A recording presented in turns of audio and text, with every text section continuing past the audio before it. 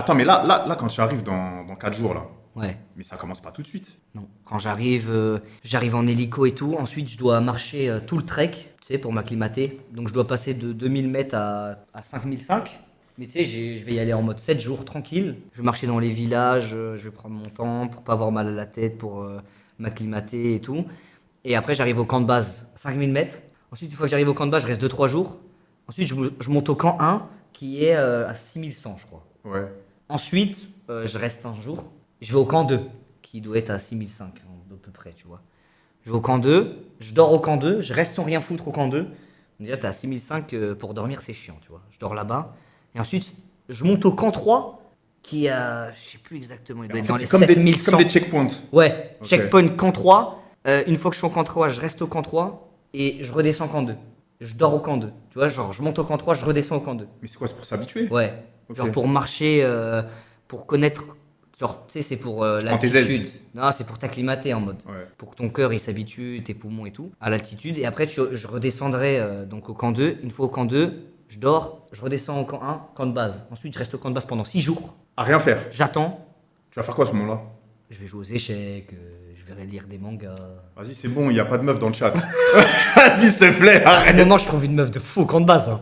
Attends, mais il parle quelle langue là-bas? Bah, il y a tout le monde entier. Hein. Genre là, cette année, on doit être. Mais tu sais, on dirait quoi comme tu me le décris? On dirait les mecs qui viennent faire le tournoi Hunter. Ouais, c'est trop.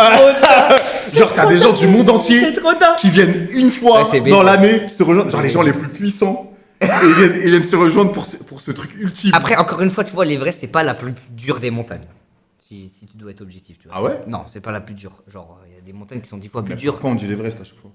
Parce que c'est la plus haute, tu vois, et c'est celle que les gens ils connaissent le plus. Mais Symbolique. c'est dur quand même, tu vois, mais c'est pas la plus dure. Et il y a des niveaux de dureté, tu vois. Moi, je fais avec oxygène. Dans le monde, il y en a 100 qui l'ont fait sans oxygène. Non, mais avant de le sans. faire sans oxygène, il l'avait fait avec. Frère, il y en a, ils font le style alpin et pour eux, l'oxygène, tu dois le faire avec l'oxygène. Enfin, tu dois pas le faire avec l'oxygène. Ah, genre avec l'oxygène, Genre, c'est les puristes, quoi. C'est un truc de... Bah, il y en a qui disent que c'est de la triche, tu vois. Mais moi, en un an, je peux pas m'entraîner pour le faire sans Pourquoi ils oxygène. spamment tous K2? Ouais, Pourquoi on spamme tous le K2? K2, c'est notre montagne. C'est un 8000. Je crois qu'il est au Pakistan. Et celui-là, c'est le plus dangereux. Genre, c'est là où il y a beaucoup de morts et tout. Parce qu'il y a un moment où tu dois passer, il y a un gros sérac. Et ce gros sérac, il dure ultra longtemps et c'est sur la fin, c'est quand il y a moins d'oxygène. Et il peut tomber à tout moment, mais genre, c'est un immeuble qui peut te tomber dessus.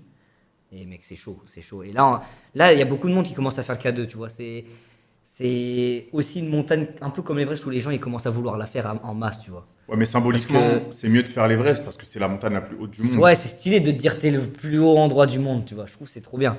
Et après, il y a d'autres montagnes, à genre 4000 mètres ou 5000 mètres, qui sont plus dures qu'une des deux. Tu peux aller dans les Alpes. À cause du chemin. Bah oui, frère, tu peux aller dans les Alpes, gros. Dans les Alpes, c'est ultra dangereux. Il n'y a pas de corde sur la montagne, tu dois t'assister toi-même. C'est du full alpinisme. À 4000 mètres, ça peut être plus dur que l'Everest. Ou... Pas en oxygène, tu vois, mais en technique et Mais tout. t'en avais fait une là, la planche là. Hein? T'avais fait une planche. Ouais, j'avais C'était fait. quoi ça déjà Ça là sera dans le documentaire. Ça, c'est au Népal, ouais.